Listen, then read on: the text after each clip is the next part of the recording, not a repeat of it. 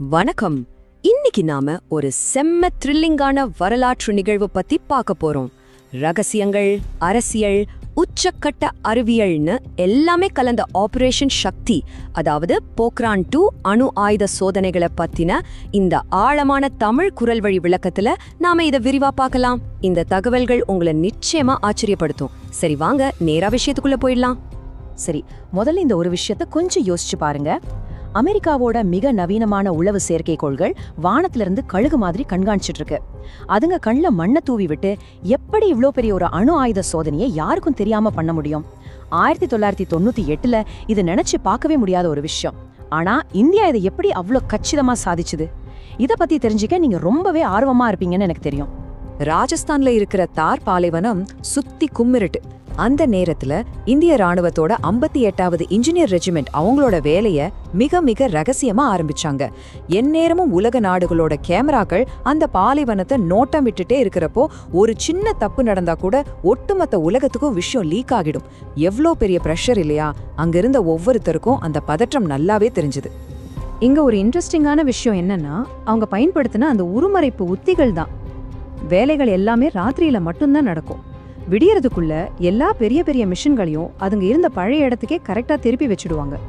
மேலிருந்து பார்த்தா பாலைவனத்துல எந்த மாற்றமும் நடக்காத மாதிரியே இருக்கும். வெடிகுண்டுகளுக்கான குழிகளை உருமறைப்பு வலைகளுக்கு அடியில தான் தோண்டினாங்க. தோண்டின மணலை கூட சாதாரண மணல் திட்டு மாதிரி டிசைன் பண்ணிட்டாங்க. அங்க வேலை செஞ்ச அத்தனை பேருக்கும் நிஜ பேருக்கு பதிலா சங்கேத பெயர்கள். எல்லோரும் ராணுவ யூனிஃபார்ம்ல தான் இருக்கணும்னு ஸ்ட்ரிக்டான ஆர்டர். நிஜமாவே இது ஒரு மாஸ்டர் கிளாஸ் பிளான் தாங்க. ஆனா இந்த அணு ஆயுத பயணம் ஏதோ ஒரே ராத்திரியில நடந்து முடிஞ்சது கிடையாது. இது பல வருஷங்களா திட்டமிடப்பட்ட ஒரு விஷயம். கொஞ்சம் பின்னோக்கி பார்த்தோம்னா 1945ல ஹோமி பாபா அவர்கள் Tata institute of fundamental research ஆரம்பிச்சப்பவே இதுக்கான விதை ஊன்றப்பட்டது. அப்புறம் 1962ல சீனாவுடனான போருக்கு பிறகு அணுசக்தி வளர்ச்சியில இந்தியா இன்னும் தீவிரமா கவனம் செலுத்த ஆரம்பிச்சாங்க. அதோட விளைவாதான் 1974ல ஸ்மைலிங் புத்தா அப்படிங்கிற ஒரு சங்கேத பேரோட இந்தியா தன்னோட முதல் அணுவெடிப்பு சோதனையை இதே பொக்ரான்ல வெற்றிகரமா நடத்தினாங்க. இப்போ 1990களுக்கு வருவோம். அந்த காலகட்டத்தை ஒரு ப்ரெஷர் குக்கர்னே நாம சொல்லலாம். ஏன்னா உள்ளேயும் வெளியேயும் அவ்வளோ ப்ரெஷர். உள்நாட்டுல பாத்தீங்கன்னா அப்போ பிரதமரா இருந்த அடல் பிஹாரி வாஜ்பாய் அவர்கள் ராணுவத்துல அணு ஆயுதங்களை சேர்க்கணும்னு ரொம்பவே உறுதியா இருந்தாரு. ஆனா சர்வதேச அளவுல 1992ல அணுசக்தி விநியோக நாடுகள் குழு போட்ட தடைகள் ஒரு பக்கம், அப்போதைய அமெரிக்க அதிபர் பில் கிளின்டனோட கடுமையான நெருக்கடி இன்னொரு பக்கம், இந்த ரெண்டுக்கும் நடுவுல இந்தியா ரொம்பவே ஒரு இக்கட்டான சூழ்நிலையில தான் இருந்துச்சு.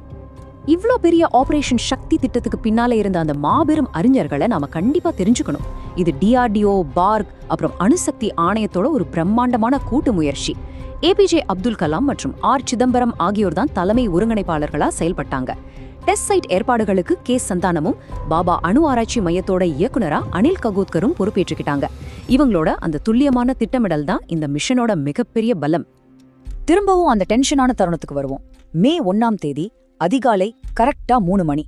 பம்பாய் ஆய்வகங்கள்ல இருந்து வெடிகுண்டுக்கான முக்கியமான பாகங்களை இந்திய விமானப்படையோட AN-32 விமானம் மூலமா ஜெய்சல்மேருக்கு ரொம்ப சீக்கிரட்டா கொண்டு போனாங்க.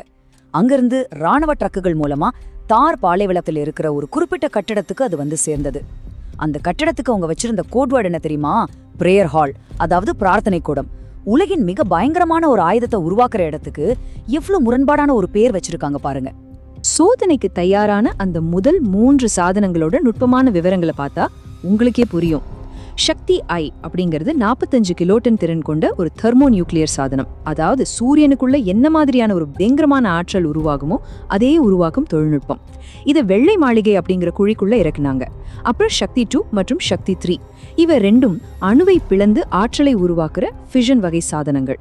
இதை தாஜ்மஹால் மற்றும் கும்பகர்ணன்னு பெயர் வைக்கப்பட்ட எல் வடிவ குழிகள்ல இறக்குனாங்க. அந்த ஒவ்வொரு பேருக்கு பின்னாடியும் எவ்வளோ தெளிவான அர்த்தம் இருந்திருக்கு பாருங்க. இப்போ அந்த கிளைமேக்ஸ் நெருங்கிடுச்சு.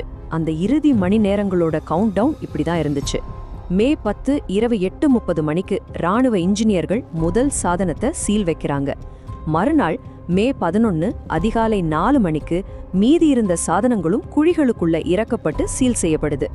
ஃபைனலா மே 11 மதியம் 3:45 மணிக்கு பாதுகாப்பு கிளியரன்ஸ் கிடைச்ச உடனே 3 சாதனங்களும் ஒரே நேரத்துல வெடிக்க செய்யப்படுது. அதை தொடர்ந்து மே 13ஆம் தேதியும் 2 சிறிய அளவிலான சோதனைகள் வெற்றிகரமா முடிஞ்சது. தார் பாலைவனமே அதிர்ந்த அந்த நொடிகள் வரலாற்றுல என்றென்றும் பதிவாகிடுச்சு. இந்த பிரம்மாண்டமான வெடிப்புகளுக்கு பிறகு பிரதமர் அடல் பிஹாரி வாஜ்பாய் அவர்கள் பத்திரிகையாளர்களை சந்திச்சு அந்த வரலாற்று சிறப்புமிக்க அறிவிப்பை வெளியிட்டார். இன்று 11:45 மணிக்கு இந்தியா பொக்ரான் பகுதியில 3 நிலத்தடி அணு ஆயுத சோதனைகளை வெற்றிகரமா நடத்தியது. 1974 நடந்தது போலவே இவையும் கட்டுப்படுத்தப்பட்ட வெடிப்புகளே அப்படின்னு அவர் ரொம்ப அதிகாரப்பூர்வமா அறிவிச்சாரு. இதன் மூலமா உலகத்தோட 6வது அணு ஆயுத நாடா இந்தியா தன்னை நிலைநிறுத்திக்கிச்சு.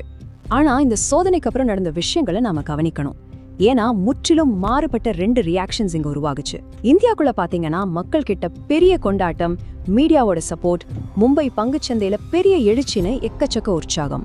ஆனா சர்வதேச அளவுல இத கணிக்க தவறின அமெரிக்க உளவுத்துறைக்கு இது ஒரு மிகப்பெரிய அவமானமா மாறிடுச்சு. உடனே அமெரிக்காவும் ஜப்பானும் கடுமையான பொருளாதார தடைகளை விதிச்சாங்க. வெளிநாட்டு நிதியுதவிகள் எல்லாம் நிறுத்தப்பட்டுச்சு. என்னதான் கடுமையான பொருளாதார விளைவுகள் வந்தாலும் அதை சந்திக்க இந்தியா தயாரா இருந்துச்சு அப்படிங்கறதா இங்க முக்கியமான பாயிண்ட். இந்த மே 1998ல சர்வதேச அரசியல் சூழ்நிலை எவ்வளவு வேகமா மாறிச்சுன்னு பாருங்களேன். மே 11 முதல் 13 வரைக்கும் இந்தியா 5 சோதனைகளை நடத்துது. இதுக்கு பதிலடி கொடுக்கிற விதமா சில வாரங்கள்லயே மே 28 முதல் 30க்குள்ள பாகிஸ்தான் அவங்களோட சகாய் 1 மற்றும் 2 அப்படிங்கிற 6 அணு ஆயுத சோதனைகளை நடத்துறாங்க. உடனே ஜூன் 6 அன்னைக்கு ஐக்கிய நாடுகள் பாதுகாப்பு சபை தீர்மானம் 1172 பாஸ் பண்ணி 2 நாடுகளையும் கடுமையா கண்டிச்சாங்க. சில வாரங்களுக்குள்ள ஒட்டுமொத்த தெற்காசியாவிலையும் ஆயுத போட்டி எப்படி ஒரு புதிய உச்சத்துக்கு போயிடுச்சுன்னு பாருங்க. சர்வதேச அரசியல் ஒரு பக்கம் அதிர்ந்துட்டு இருந்தாலும் நாம இன்னொரு விஷயத்தையும் பேசித்தான் ஆகணும். அந்த டெஸ்ட் நடந்த இடத்துல இருந்து ஒரு 5 கிலோமீட்டர் சுற்றளவுல வாழ்ந்த உள்ளூர் மக்களோட நிலை என்னாச்சு? ஒடானியா, கெட்டோலாய் மாதிரி கிராமங்கள்ல அந்த வெடிப்போட அதிர்வுகள்னால வீடுகளும் நீர் சேமிப்பு தொட்டிகளும் டேமேஜ் ஆச்சு. அரசாங்கம் உடனே அவங்களுக்கு நஷ்ட ஈடு கொடுத்தாங்க அப்படின்னாலும் அந்த கதிர்வீச்சு பாதிப்புகள் பத்தின ஒரு பயம் அந்த மக்கள் மனசுல பல வருஷங்களா நீடிச்சுட்டே தான் இருந்தது. இது நாம மறுக்க முடியாத ஒரு உண்மை. சரி, இந்தியாக்குள்ள இந்த சோதனையோட தாக்கம் இப்போ எப்படி இருக்குன்னு பாப்போம். அதுதான் தேசிய தொழில்நுட்ப தினம். மே 11 அன்னைக்கு ரொம்ப வெற்றிகரமா நடத்தப்பட்ட இந்த பொக்ரான் செகண்ட் சோதனையை நினைவு கூறும் வகையிலையும் அறிவியல் மற்றும் தொழில்நுட்பத்துல இந்தியாவோட மாபெரும் சாதனைகளை கொண்டாடும் வகையிலையும் ஒவ்வொரு வருஷமும் மே 11ஆம் தேதியை தேசிய தொழில்நுட்ப தினமா நாம இன்னைக்கு வரைக்கும் அனுசரிச்சுட்டு வரோம். இனிமே நீங்க இந்த தினத்தை கடக்கும்போது அதோட பின்னாடி இருக்கிற இந்த வரலாறு உங்களுக்கு கண்டிப்பா ஞாபகத்துக்கு வரும். இப்போ நம்ம விளக்கத்தின் முடிவுக்கு வந்துட்டோம். ஃபைனலா உங்ககிட்ட நான் ஒரு முக்கியமான கேள்வியை வைக்க விரும்புறேன். பொக்ரான் 2 சோதனைகள் மற்ற நாடுகளோட அச்சுறுத்தலை தடுத்து நம்ம பிராந்திய பாதுகாப்பை உண்மையிலேயே உறுதி செஞ்சதா, இல்ல ஒரு நிரந்தரமான ஆபத்தான உலகளாவிய ஆயுத போட்டியை தொடங்கி வச்சதா? இந்த ஒரு சிக்கலான கேள்விக்கு நீங்களே கொஞ்ச நேரம் சிந்திச்சு பாருங்க. இந்த தொகுப்பு கண்டிப்பா உங்களுக்கு ரொம்பவே பயனுள்ளதா இருந்திருக்கும்னு நம்புறேன்.